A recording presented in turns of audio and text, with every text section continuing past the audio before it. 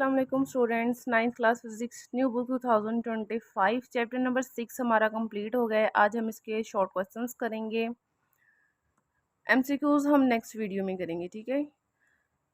Question number 1 देखें बेटा, why heavy animals like an elephant have a large area of the foot. अब इसमें वो कह रहा है कि जो हैवी एनिमल्स होते हैं, जैसा कि आपको हाथी की एग्जांपल दी गई है, तो उनका जो पाँव होता है उसका एरिया बड़ा क्यों होता है, उसकी रीज़न बताएं। Heavy animals have a large area, thereby reducing the pressure exerted on the ground. अब ये क्या करते हैं, एरिया ज़्यादा हो तो प्रेशर क्या हो जाता है, कम हो जाता है, तो वो ग्राउंड के ऊपर प्रेशर जो है वो कम करते हैं। Otherwise there bones not tolerate the pressure. तो अदरवाइज उन्होंने कहा है कि ऐसा ना हो, उनके पाँव का एरिया बड़ा ना हो तो उनकी टांगें ही, उनकी हड्डियाँ ही जो है वो बर्दाश्त ना कर सकें उनका प्रेशर। ठीक है, ये छोटा सा आंसर है इसका। क्वेश्चन नंबर देखिए, why animals like deer who run fast have a small area of the foot. अगर उन्होंने कहा, आप लोगों ने देखा हो डियर, तो वो बहुत तेज भागता है, उसके तो पाँव का एरिया भी बहुत होता है। ऐसा क्यों, ऐसे एनिमल्स इतनी तेजी से क्यों भाग लेते हैं, उनके तो पाँव भी छोटे छोटे होते हैं, एरिया भी कम होता है।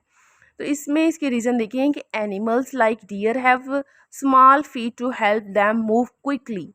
अब उनका स्मॉल फीट जो होते हैं वो ही हेल्प करते हैं कि वो ज़्यादा तेज़ी से मूव कर सकें और स्पीड के साथ, with speed. The reduced surface area help conserve energy in enabling them to maintain high speed for longer periods. अब वो क्या करते हैं, सरफेस एरिया रिड्यूस होने की वजह से वो इनमें मदद करते हैं एनर्जी कंजर्व करने में और उनकी स्पीड को मेंटेन करने में ज़्यादा लॉन्ग पीरियड्स तक, ज़्यादा टाइम के लिए, ठीक है।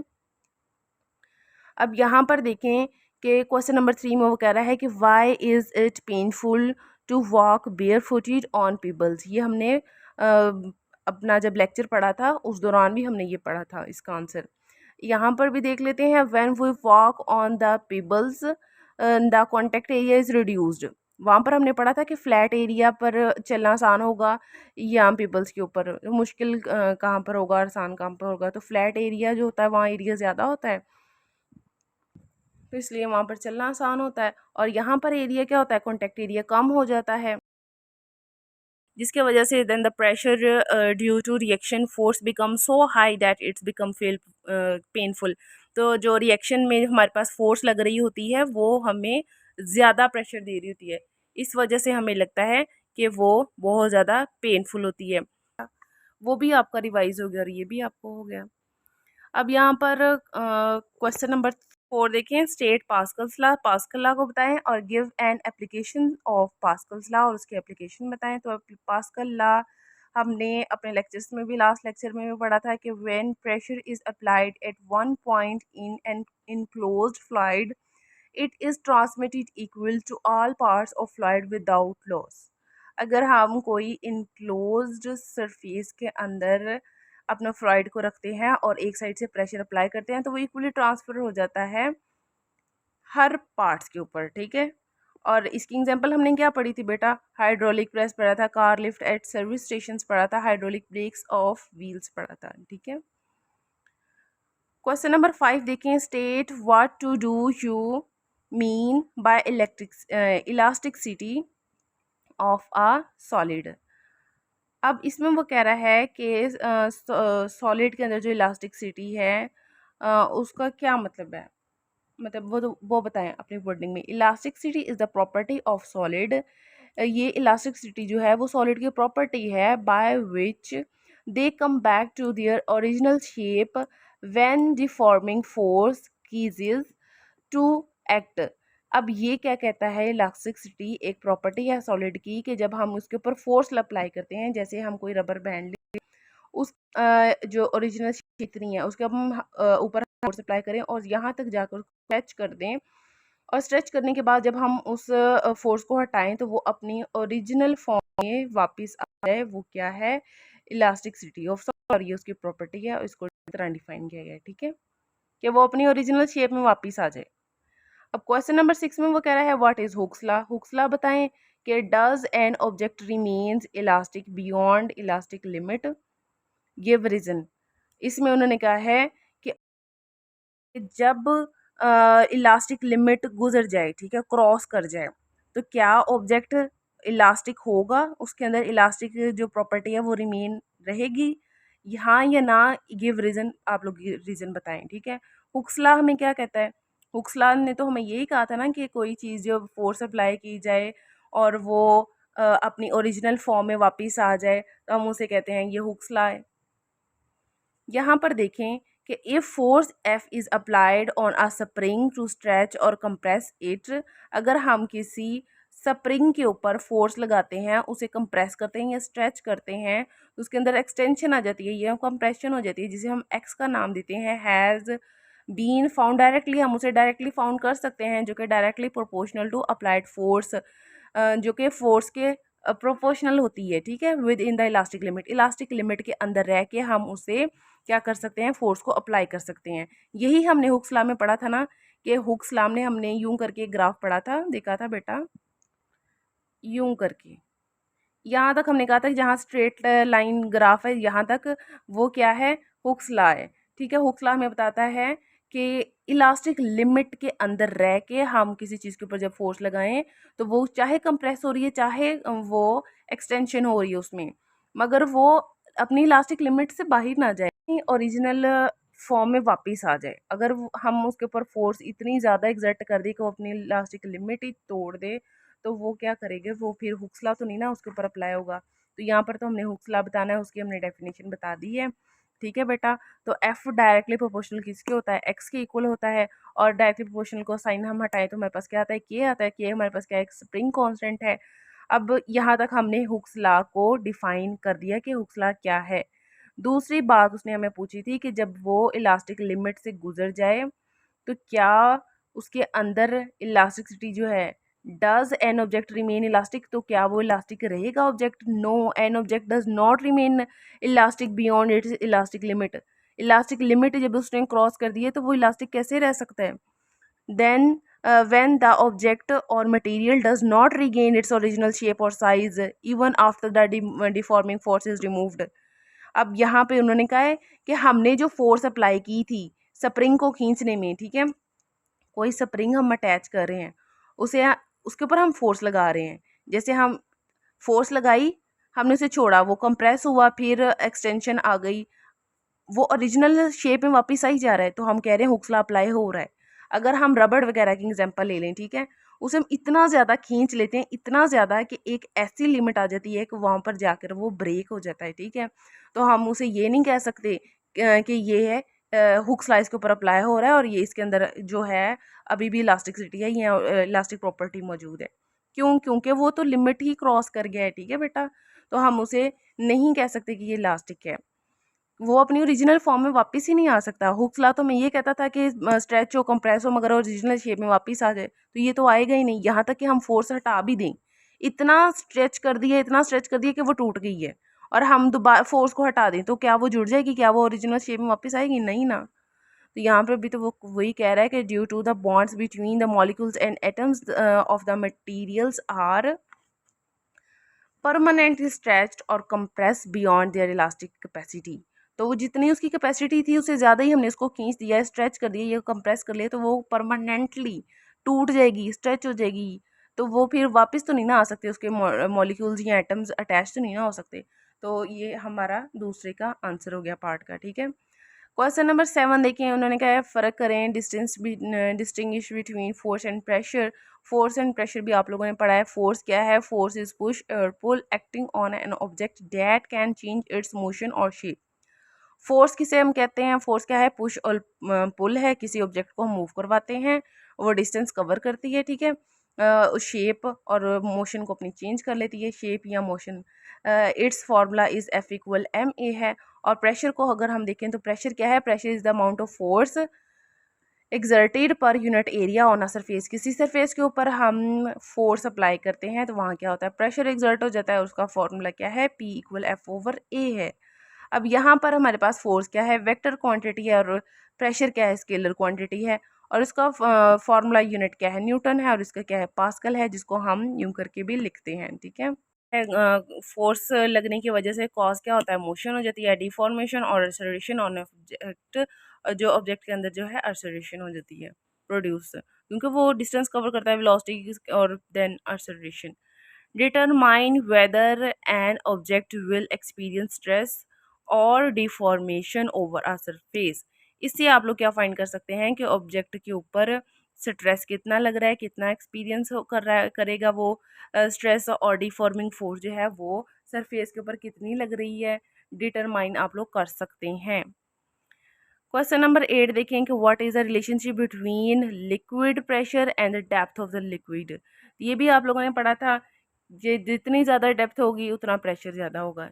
ठीक है, the pressure is directly proportional to the depth. Pressure किसके डायरेक्टली प्रोपोर्शनल है, डेप्थ के। The density of the liquid and the acceleration due to gravity, और किसके इक्वल है, एक्सेलरेशन ड्यू टू ग्रेविटी, और ये क्या है, एच हमने डिनोट किया था डेप्थ के साथ, हाइट जिसे डेप्थ का नाम दिया था। ठीक है, और डेंसिटी के। प्रेशर किन किन चीज़ों के डायरेक्टली प्रोपोर्शनल है, डेंसिटी के, एक्सेलरेशन ड्यू टू ग्रेविटी के, और हाइट जिसे हम डेप्थ कहते हैं उसके। ठीक है, the liquid pressure increases, liquid pressure increase होना शुरू कर देता है विद डेप्थ, जैसे जैसे डेप्थ उसकी हाइट इंक्रीज हो जाती है वैसे वैसे प्रेशर जो है वो इंक्रीज होना शुरू हो जाता है। ठीक है, तो इसका मतलब क्या है, this means the deeper you go in the liquid, आप लोग लिक्विड के अंदर जितना डीप जाते हैं, जितना गहराई में जाते हैं, the greater the pressure exerted by the liquid on the surface of object, और ऑब्जेक्ट, तो वहां पर उतना ज़्यादा सरफेस के ऊपर या ऑब्जेक्ट के ऊपर लगना शुरू हो जाता है। ठीक है, क्वेश्चन नंबर 9 देखें कि what is basic principle to measure the atmospheric pressure by a simple mercury barometer.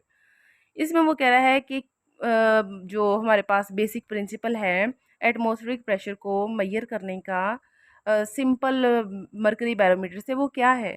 तो मर्करी बैरोमीटर क्या करता है, अब mercury barometer work on the principle of balancing atmospheric pressure with the volume of mercury present in the device.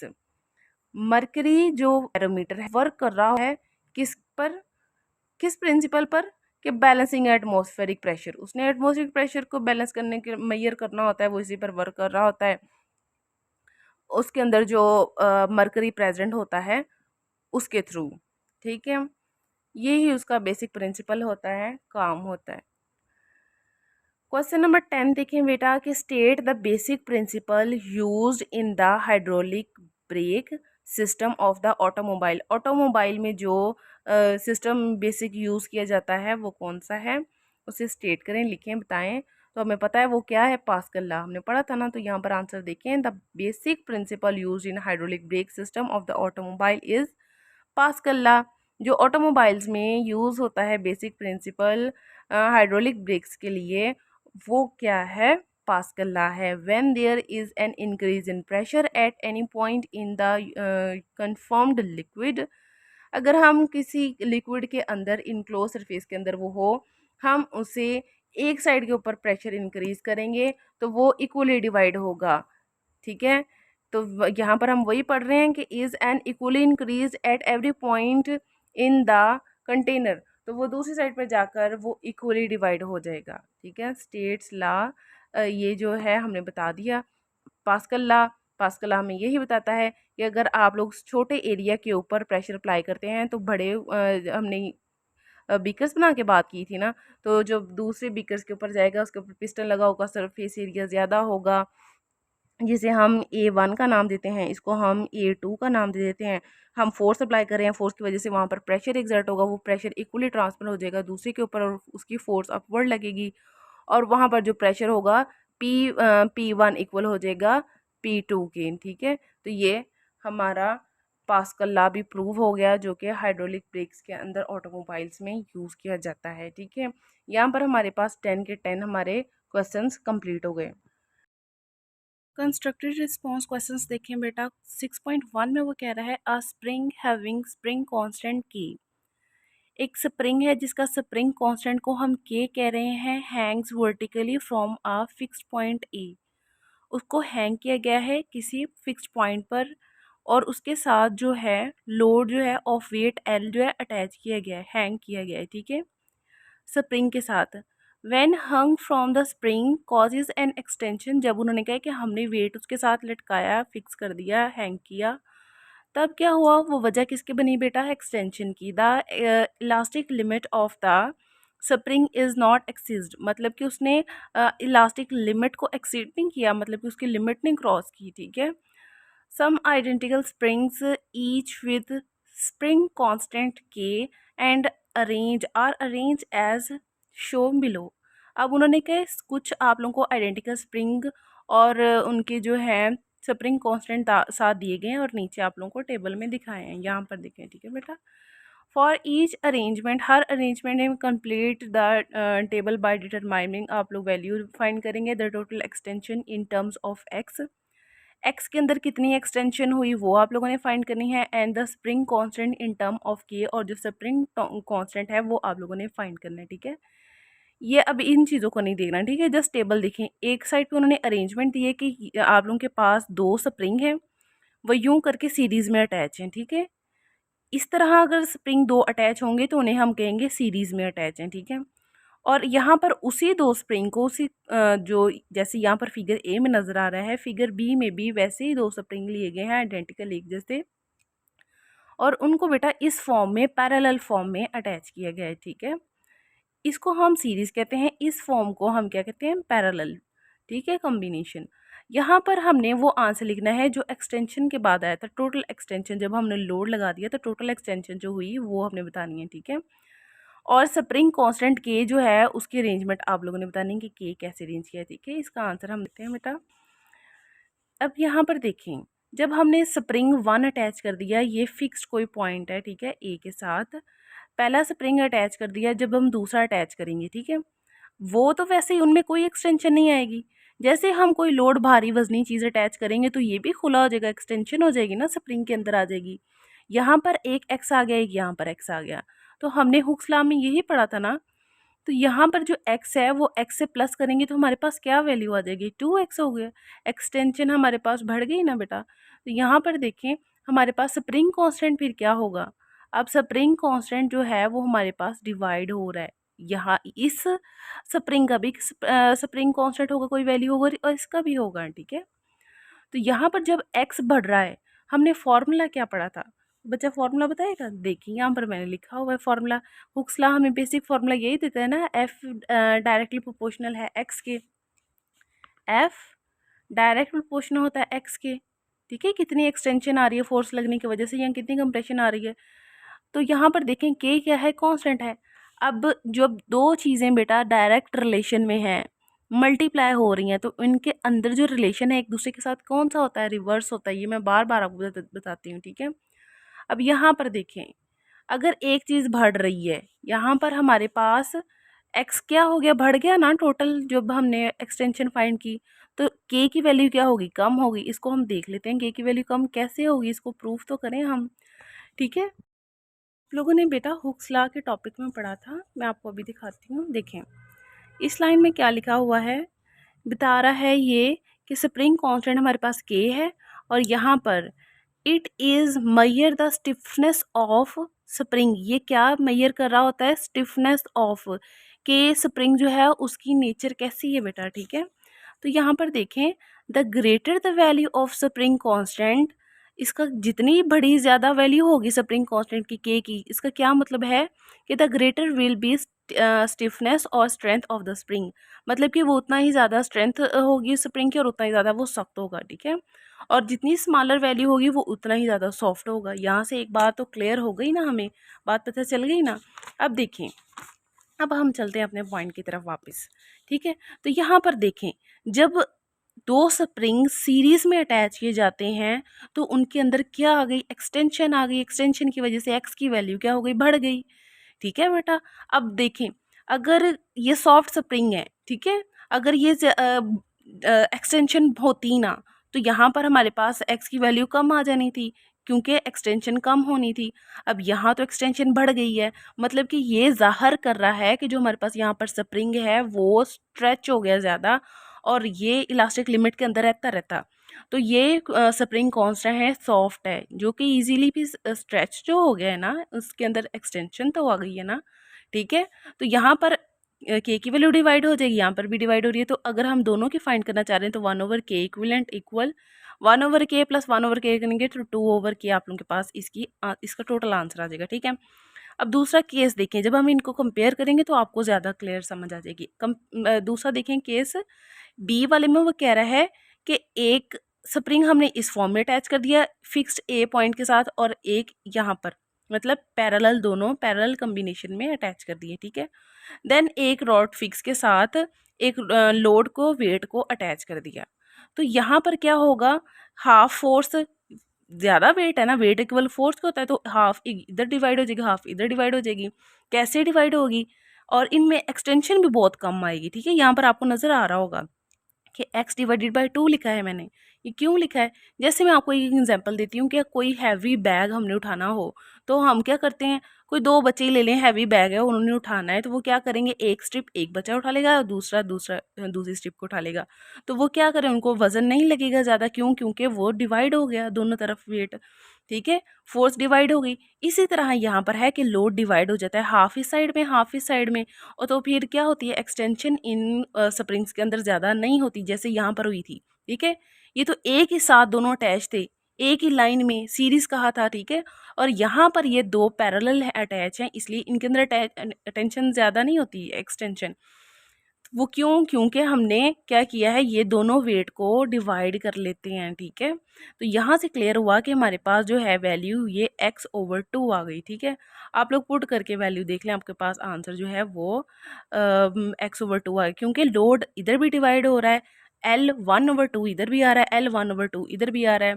तो आप लोग value plus करके देख लें, आपके पास आंसर यही आएगा, ठीक है। अब आगे आ जाएं, तो देन के की वैल्यू क्या हो जाएगी, के की वैल्यू 2k हो जाएगी। अब 2k क्यों हुई, हमें कैसे पता चला, क्यों, क्योंकि यहाँ पर हमें ये बता रहा है कि यहाँ पर एक्सटेंशन हुई ही नहीं, इतनी ज़्यादा नहीं हुई जैसे इस केस में हुई थी, ठीक है।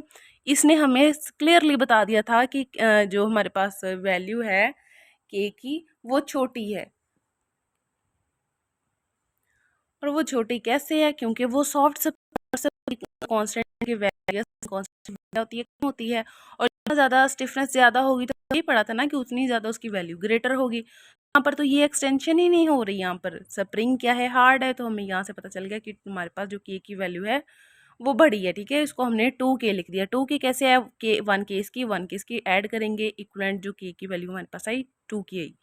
अब एक चीज़ यहाँ पर देखें कि ये हमने यहाँ पर यही बात की थी ना कि ये दो चीज़ दोनों मल्टीप्लाई हो रही हैं, तो इनका आपस में इनवर्स रिलेशन है। तो यहाँ पर x जो है फर्स्ट केस में बढ़ रहा है, ठीक है, इंक्रीज हो रहा है, तो हमारे पास जो k की वैल्यू है वो डिक्रीज होना शुरू हो गई। इसी तरह आप केस बी में देखें बेटा, हमारे पास x की वैल्यू कम हो रही है, तो k की वैल्यू क्या है, इंक्रीज होना शुरू हो गई है, ठीक है।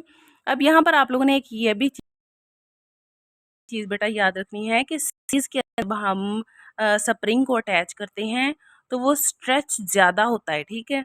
जब वो ज़्यादा स्ट्रेच होता है देन हमारे पास के की वैल्यू क्या आती है, कम आती है। तो ये हमें ये ज़ाहिर करती है कि वो स्प्रिंग कौन सा है, वो सॉफ्ट स्प्रिंग है, ठीक है। और जब वो पैरेलल में अटैच होते हैं तो वो स्ट्रेच जो है वो कम होते हैं, तो देन हमारे पास के की वैल्यू क्या आती है बेटा, ज़्यादा आती है, ठीक है। इसको मैं आपके एक एग्जांपल से समझाऊंगी, यहाँ पर मैं प्रूव करूंगी कि हमारे पास एक्स की वैल्यू कम कैसे आती है और ज़्यादा कैसे आती है। ये इस क्वेश्चन का पार्ट नहीं है आंसर का, जस्ट आपको समझाने के लिए, ठीक है। एग्जाम्पल देखिए बेटा, आ spring stretch 5 centimeter a weight is hang on it and its spring constant is k equal 10 Newton per meter, ठीक है। अब एक हमारे पास स्प्रिंग है बेटा, 5 सेंटीमीटर है, स्ट्रेच हुआ है, जब उसके साथ हमने वेट को अटैच किया, ठीक है बेटा। और स्प्रिंग कांस्टेंट की वैल्यू हमें उन्होंने दे दी है। अब पहला केस उन्होंने कहा है कि if 2 springs are in series, दो स्प्रिंग इस तरह लगाए हों, ठीक है, और स्प्रिंग के हमें वैल्यू क्या दी है, 5 सेंटीमीटर। अब इसमें सिंपल हमने वैल्यू पुट करनी है। हमने क्या कहा था, 2x हमारे पास टोटल है ना, तो 2x में x की वैल्यू हमें उन्होंने क्या दी है, 5 सेंटीमीटर। 5 के साथ मल्टीप्लाई करेंगे हमारे पास 10 आ जाएगा, ठीक है।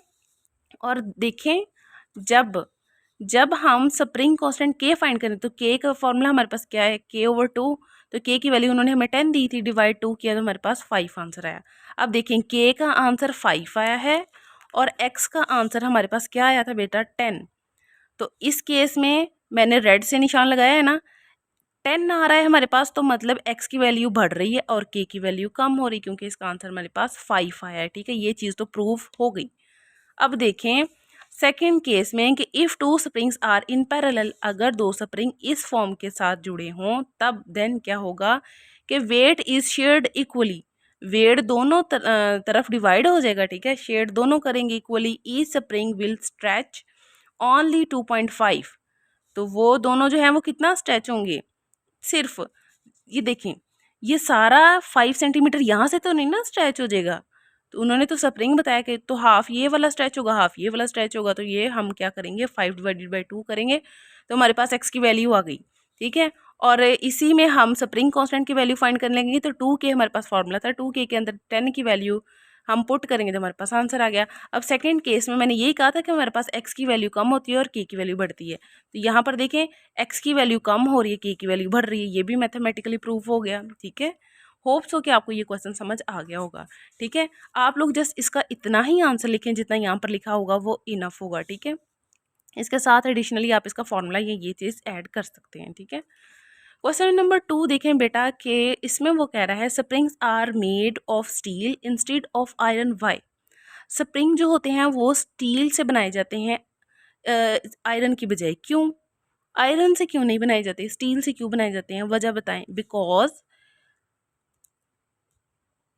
Steel has greater strength, steel की स्ट्रेंथ क्या होती है, ग्रेटर होती है, मोर इलास्टिसिटी, और उसमें इलास्टिसिटी ज़्यादा होती है, and less likely to rust, और उसको जंग नहीं लगता जल्दी। ठीक है, steel can stretch and return to its original shape better than iron. अब देखें इसमें वो कह रहा है कि जो स्टील है वो अपनी ओरिजिनल फॉर्म में वापस आ सकता है आयरन की निस्बत, making it more durable and suitable for springs that need to be use repeatedly. यही वजह है कि उन्होंने कहा स्प्रिंग को जो है उसके लिए स्टील को सुइटेबल समझा जाता है और बार बार यही यूज़ किया जाता है। ठीक है, क्वेश्चन नंबर 3 देखें कि which of the following material is more elastic. आप लोग बताएं कि कौन सा मटेरियल जो है बेटा वो मोर इलास्टिक है। ठीक है, तो आयरन है, ए में उन्होंने कहा आयरन या रबर, आप लोगों ने बताना है। ठीक है, ये मैं हटा देती हूँ पेज। अब देखें आयरन और रबर, द रबर बैंड में break if the deforming force is increase. वो कह रहा है कि अगर हम रबर बैंड के ऊपर ज़्यादा फोर्स लगाएं तो हो सकता है कि वो डिफॉर्म हो जाए, मतलब कि वो टूट फूट जाए। For example if you pull harder, ज़ोर से आप लोग खींचते हैं उसे, बट द आयरन रोड, अगर आप लोग ज़ोर से खींचोगे तो वो तो टूट जाएगा। ठीक है, इसमें तो वो क्वेश्चन में ये पूछ रहा है ना हमें कि मोर इलास्टिक कौन सा है, तो आप लोग बताएं, तो उन्होंने कहा रबर को हम ज़्यादा फोर्स लगाएंगे तो वो टूट जाएगा, but the iron rod will not, as a result we can include that iron is more elastic than rubber। मगर अगर हम आयरन के ऊपर फोर्स लगाएं तो वो टूटेगा नहीं, इसलिए हम कह रहे हैं कि जो हमारे पास आयरन है वो मोर इलास्टिक है देन रबर से। बी पार्ट देखें, इसमें वो कह रहा है कि अब इन दोनों मटेरियल में से बताएं एयर है या वाटर है ज़्यादा इलास्टिक। ठीक है, ये आप लोगों को एमसीक्यूज भी पूछे जा सकते हैं। Water is more elastic than air because it is less compressible than the air. अब इसमें उसने कह दिया है कि वाटर जो है वो मोर इलास्टिक है एयर की निस्बत, क्यों? क्योंकि वो लेस कंप्रेसिबल है, उसको हम कंप्रेस नहीं कर सकते। ठीक है,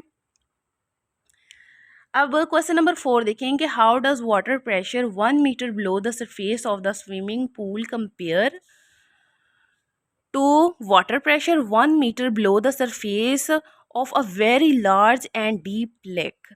अब इसमें उन्होंने दो कंडीशन आपको दे दी हैं। ठीक है, एक साइड पे उसने कह दिया है नंबर ए में कि आपके पास स्विमिंग पूल है। ठीक है, और बी पार्ट में उसने आपको कह दिया कि आप लोगों के पास कोई डीप लेक है। ठीक है, आप लोग बताएं कि 1 मीटर अगर हम नीचे जाएं डेप्थ में, 1 मीटर यहाँ से भी डेप्थ में चले जाएं तो दोनों का जो प्रेशर है वो क्या होगा।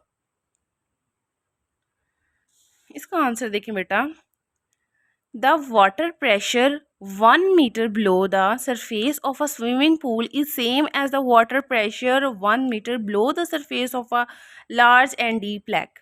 इसमें उन्होंने कहा है कि अगर हम 1 मीटर गहराई में चले जाएं, हमारे पास कोई स्विमिंग पूल उसकी, या फिर 1 मीटर गहराई में चले जाएं जो हमारे पास बहुत गहरी कोई नदी है, ठीक है, तो वहाँ पर चले जाएं, वहाँ पर क्या होगा, प्रेशर सेम रहेगा दोनों की निस्बत। अब वो ऐसा क्यों है? This is because water pressure is a given depth is independent of the body of a water size. इसमें उन्होंने कहा है कि वो डिपेंड कर रहा है डेप्थ पर। अगर तो हम कहते हैं कि इसकी डेप्थ ज़्यादा है तो देन हम कहते हैं कि यहाँ पर प्रेशर जो है वो आगे पीछे हो सकता है, यहाँ पर ज़्यादा होगी तो हम कह सकते हैं। मगर वहाँ पर उन्होंने कहा कि आप लोगों ने तो प्रेशर ही कांस्टेंट कर दी है, मतलब कि यहाँ 1 मीटर कह दिया, यहाँ 1 मीटर कह दिया, तो जितना इधर होगा उतना ही इधर होगा। अब ये तो इस चीज़ पर डिपेंड ही नहीं कर रहा कि बॉडी का साइज़ कितना है, वाटर की बॉडी का गहरा ये है या गहरा ये है। स्विमिंग पूल ज़्यादा गहरा ही है, आपके पास बहुत ज़्यादा गहरी जो है वो कोई लेक है, तो ठीक है बेटा, ये इस चीज़ पर डिपेंड ही नहीं करता अब कि ये बॉडी का साइज़ कितना है। तो वो डिपेंड किस पर कर रहा है? वो डिपेंड कर रहा है एक्चुअली में डेप्थ पर, हाइट पर। यही हमने पढ़ा था। क्वेश्चन नंबर 5 देखें कि what will happen to the pressure in all parts of a confined liquid if pressure is increased in one part. इसमें वो फिर वही बात पास्कल लॉ वाली कह रहे हैं कि अगर हम एक पॉइंट पर प्रेशर इंक्रीज कर दें तो वो सारे पार्ट्स पर इक्वली इंक्रीज होगा, ठीक है, एक ही जैसा। तो गिव एन एग्जाम्पल, आप लोग अपनी डेली लाइफ से कोई एग्जाम्पल दें कि वो ये प्रिंसिपल जो है उस पर अप्लाई हो रहा हो, ठीक है। आंसर देखें बेटा इसका कि if pressure is increase in one point of a confined liquid, किसी कन्फाइंड लिक्विड के ऊपर हम एक पॉइंट पर अगर प्रेशर को इंक्रीज करते हैं, the pressure will increase equally in all parts of the liquid. This is explained by Pascal's law. तो पास्कल लॉ ने यही कहा था कि अगर आप लोग एक पॉइंट से प्रेशर इंक्रीज करते हैं तो वो इक्वली डिवाइड हो जाता है हर लिक्विड के हर पार्ट के, और वो जो लिक्विड है हमारे पास इनक्लोज होना चाहिए किसी सरफेस में, ठीक है। तो that any change in pressure applied to a confined liquid is transmitted uniformly throughout the liquid in all direction। तो वो प्रेशर क्या हो जाएगा, हर डायरेक्शन में इक्वली डिवाइड हो जाएगा। इसकी एग्जांपल आप लोगों ने देखी थी कि बैलून आप लोग बुलाते हैं, हवा भरते हैं, तो वो फिर हर डायरेक्शन में वो फूल रहा होता है, ये नहीं कि एक ही साइड में वो फूलना शुरू कर देता है। आप लोगों ने बुक के ऊपर टायर की भी एग्जांपल पढ़ी थी कि हवा जब उसमें भरी जाती है तो बेटा देन क्या होता है, वो एक साइड से नहीं, उसमें हवा सिर्फ एक हिस्से के अंदर भरी जा रही, तो वो पूरा ही टायर जो है वो फूलता है, ठीक है। एग्जाम्पल देखें, one common application of this principle is hydraulic brakes in wheel, भी हमने पढ़ा टॉपिक। क्वेश्चन नंबर 6 बेटा, if some air remains trapped within the top of the mercury column of the barometer which is suppose to be vacuumed, how would it affect the height of the mercury column. अब इसमें वो कह रहा है कि अगर कोई थोड़ी सी एयर जो है वो मर्करी कॉलम के अंदर रह जाए, जो बैरोमीटर के अंदर मर्करी कॉलम है उसके अंदर थोड़ी सी हवा रह जाए तो क्या होगा, आप लोग क्या उसे वैक्यूम सपोज करेंगे, और तो उस मीटर के अंदर जो मरकरी है उसके कॉलम की हाइट के ऊपर वो क्या इफेक्ट करेगा। हमने पढ़ा था ना बेटा, मैं आपको दिखाती हूँ ज़रा, हमने पढ़ा था यहाँ पर, ये देखें इस पार्ट में हमने पढ़ा था कि जब हमारे पास ये बैरोमीटर है, इसके अंदर इस हिस्से में एयर आ जाती है, ठीक है, हवा, तो इसे हम वैक्यूम कंसीडर करते हैं।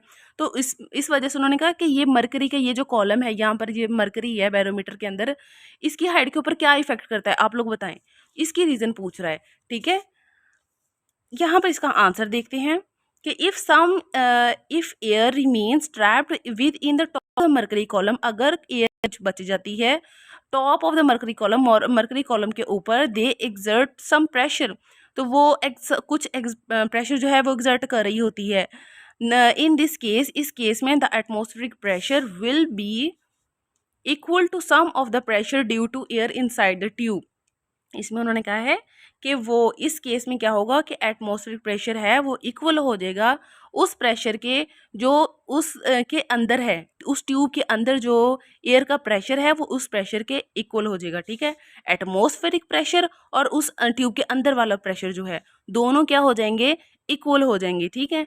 एंड द मरकरी कॉलम, और मरकरी कॉलम के अंदर जो है आप लोगों ने पढ़ा था, यही चीज़ पढ़ी थी ना हमने कि इसकी सरफेस के ऊपर और इस ये जो आप लोगों ने कोई कंटेनर लिया था उसके अंदर भी मरकरी रखा था, तो यहाँ पर पॉइंट ए कह दिया था और पॉइंट बी कह दिया था, ठीक है। तो इन दोनों का जो एटमॉस्फेरिक प्रेशर था वो सेम हो गया था, और यहाँ पर हमने कहा था जहाँ पर हवा है वैक्यूम है वहाँ पर प्रेशर हमने 0 कह दिया था। तो वो यही कह रहा है कि जो हमारे पास प्रेशर है, एटमॉस्फेरिक प्रेशर और ट्यूब के अंदर वाला प्रेशर वो सेम हो जाएंगे। अब उसके ऊपर वो इफेक्ट क्या कर रहा होता है, since atmospheric pressure is constant, atmospheric pressure जो है वो कांस्टेंट हो जाता है एट अ प्लेस उस जगह, the height of the mercury column decreases, उसकी हाइट पर ये इफेक्ट करता है कि वो डिक्रीज होना शुरू हो जाती है as air is added to the barometer tube. जैसे हवा जाती है उसके अंदर तो उसका कॉलम का जो हाइट है वो डाउन होना शुरू हो जाती है, ठीक है। क्या होना शुरू हो जाती है, डाउन होना शुरू हो जाती है। नेक्स्ट देखिए बेटा, क्वेश्चन नंबर 7 है हमारे पास। क्वेश्चन नंबर 7 में वो आप लोगों से पूछ रहा है कि how does the long neck is not a problem graph while rising it's neck suddenly. अब ज़राफ़े को वो कह रहा है कि अगर वो अपनी गर्दन अचानक से ऊपर करता है तो वो उसके लिए प्रॉब्लम क्रिएट क्यों नहीं करता। आप लोग इसकी रीज़न बताएं ज़रा। इसमें वो कह रहा है कि giraffe's ability to raise its long neck suddenly without problem is due to its specialised circulatory system. इसमें वो कह रहा है कि जो ज़राफ़ा है हमारे पास उसकी लंबी गर्दन है और उसको अचानक से उठाने में कोई मसला नहीं होता। ये इस चीज़ पर डिपेंड कर रहा है, इसकी वजह ये है कि उसका जो सर्कुलेटरी सिस्टम है वो स्पेशली डिज़ाइन है। इट्स हार्ट हाई प्रेशर, उसका जो पावर है ना, पावर हार्ट होने का ताकतवर उसका जो दिल होता है वो प्रेशर हाई प्रेशर जनरेट करता है, जिसकी वजह से क्या होता है, पंप ब्लड अप जो है वो उसका ब्लड जो है बेटा वो ऊपर की तरफ उसे पंप करना शुरू कर देता है अगेंस्ट ग्रेविटी, ग्रेविटी के अगेंस्ट। सारा काम कौन कर रहा है, उसका दिल कर रहा है, सर्कुलेटरी सिस्टम कर रहा है, ठीक है।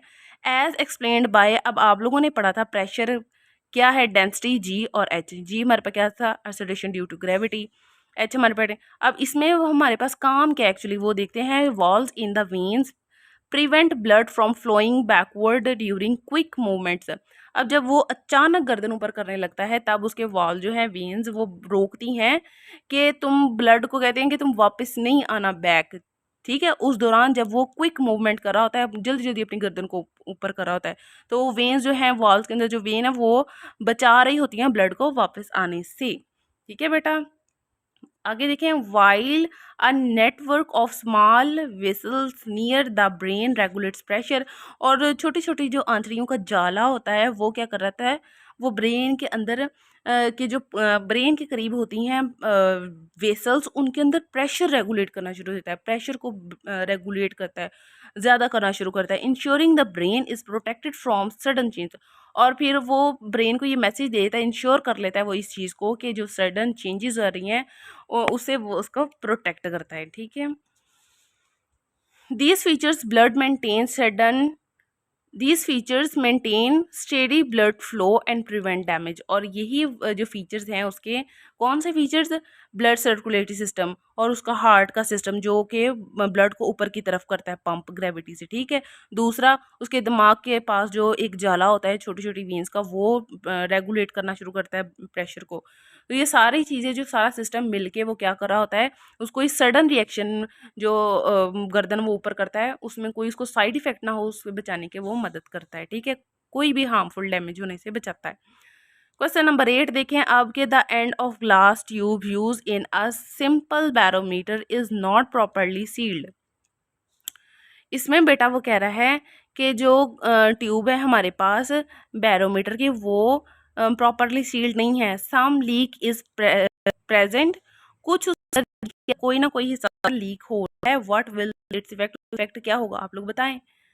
ये बात किसकी अब हो रही है, ये बात हो रही है बेटा इस ट्यूब की हो रही है, बैरोमीटर ट्यूब की हो रही है। ये जो ग्लास ट्यूब है वो प्रॉपरली एंड से सील नहीं है, उसमें कोई ना कोई मसला है, तो बताएं कि उसका इफेक्ट क्या होगा, लीक हो रही है, ठीक है। इसका आंसर देखिए बेटा कि if the end of the glass tube is a single barometer has a leak, और जो ग्लास ट्यूब है वो सिंगल बैरोमीटर की लीक हो रही है कि तो air will inter tube, air जो है वो इंटर हो जाएगी ट्यूब के अंदर। This will lower the mercury level, तो ये क्या करेगी, मर्करी लेवल को कम कर देगी। आपने पहले भी पढ़ा ना कि हवा जब दाखिल होती है तो मर्करी का जो लेवल है वो डाउन होना शुरू हो जाता है उस ट्यूब के अंदर। मर्करी लेवल डाउन हो जाता है because the air pressure inside the tube will reduce the effect of atmospheric pressure. तो जब जैसे हवा अंदर आती है तो वो एटमॉस्फेरिक प्रेशर जो है उसको रिड्यूस करना शुरू इफेक्ट को रिड्यूस करना शुरू कर देते हैं। एज द रिजल्ट उसके नतीजे में क्या होता है कि the barometer will give an inaccurate reading of atmospheric pressure. तो वो क्या करता है, इनएक्यूरेट रीडिंग देता है, हमें सही रीडिंग ही नहीं दे रहा होता है एटमॉस्फेरिक प्रेशर की। अब इस क्वेश्चन में हमने ये भी देखा है कि अगर ग्लास ट्यूब हमारी लीक हो रही हो तो हम उसका इफेक्ट क्या होगा, वो हमें आंसर ही सही नहीं देगा एटमॉस्फेरिक प्रेशर का।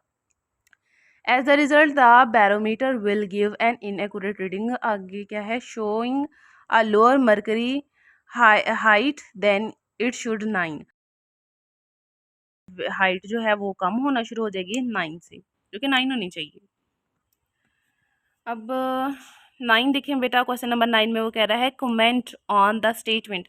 आप लोग इस स्टेटमेंट में कमेंट करें कि density is a property of a material not the property of an object made for that material. जो है वो किसी मटेरियल की प्रॉपर्टी है, ये नहीं है, ऐसा नहीं है कि जिस मटेरियल से कोई ऑब्जेक्ट बनाया गया है ये उसकी प्रॉपर्टी है। यहाँ यही कह रहा है ना कि density is property of a material, वो किसी मटेरियल की प्रॉपर्टी है, not the property of an object, उस ऑब्जेक्ट की प्रॉपर्टी नहीं है मेड ऑफ डैट मटेरियल के वो किस मटेरियल का बनाए। ठीक है, इसका आंसर देखें, density is a property of a material, ये एक मटेरियल की प्रॉपर्टी होती है, not the property of the object made of that material. इसका मतलब क्या है, इसका मतलब समझें कि means that density refer to the mass per unit volume. ये रेफर किसको करती है कि मास कितना है और वॉल्यूम कितना है, किसका, ऑफ सब्सटेंस, किसी सब्सटेंस का, which is a characteristics of material, जो कि मटेरियल की करेक्टरिस्टिक्स को जो ज़ाहिर कर रही होती है itself, not the individual object. ये किसी इंडिविजुअल, किसी खास या अलहदा किसी ऑब्जेक्ट को ज़ाहिर नहीं कर रही होती, ये जस्ट मटेरियल की करेक्टरिस्टिक्स को ज़ाहिर कर रहा है। ठीक है, क्वेश्चन नंबर 10 देखें बेटा कि how the load of a large structure is estimated by an engineer.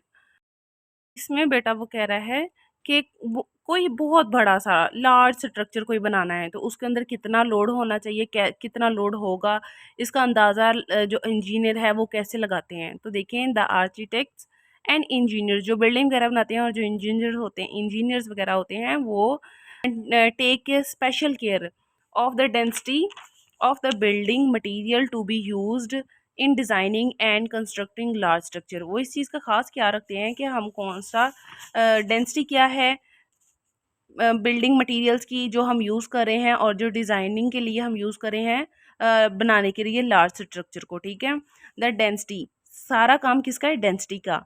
अब वो जो मटेरियल यूज़ कर रहे हैं, जितना उन्होंने कोई चीज़ डिज़ाइन करनी है, कितना स्ट्रक्चर बनाना है और क्या मटेरियल यूज़ होना है, उसकी डेंसिटी क्या होगी, उस सारी चीज़ों का वो ख्याल रखते हैं। The density of building material is essential for estimated the strength require in the foundations and supporting pillars. इसमें वो कह रहा है कि डेंसिटी जो है बहुत ज़्यादा अहम है इस चीज़ को एस्टिमेट करने के लिए कि कितनी हमें स्ट्रेंथ रिक्वायर है किसी फाउंडेशन को बनाने के लिए या पिलर्स वगैरह को बनाने के लिए। ठीक है, the load of large structure is given by, बहुत ज़्यादा स्ट्रक्चर कोई बनाना हो लोड का ज़्यादा, उसको वो इस फॉर्मूले से डिज़ाइन करते हैं कि load equal density multiply volume multiply acceleration due to gravity and load. और ये फार्मूला है आपके पास, लोड इक्वल डेंसिटी वी और जी। इसके थ्रू वो जो इंजीनियर्स वगैरह हैं और आर्किटेक्ट्स वगैरह हैं जो बिल्डिंग्स वगैरह बनाते हैं वो हेल्प ले लेते हैं। ठीक है, कंस्ट्रक्टेड रिस्पॉन्स भी बेटा हमारे हो गए। इसमें कहीं आपको समझ नहीं लगी तो कमेंट सेक्शन में पूछ लीजिएगा। अगर आप लोग इतना ही आंसर लिख देते हैं पेपर में तो आप लोगों के पूरे मार्क्स आ जाएंगे इंशाल्लाह इंशाल्लाह। ठीक है, और ये सारे क्वेश्चंस इंपॉर्टेंट हैं। और वीडियो अच्छी लगी हो तो लाइक कीजिएगा, चैनल को सब्सक्राइब कीजिएगा। अल्लाह हाफिज़।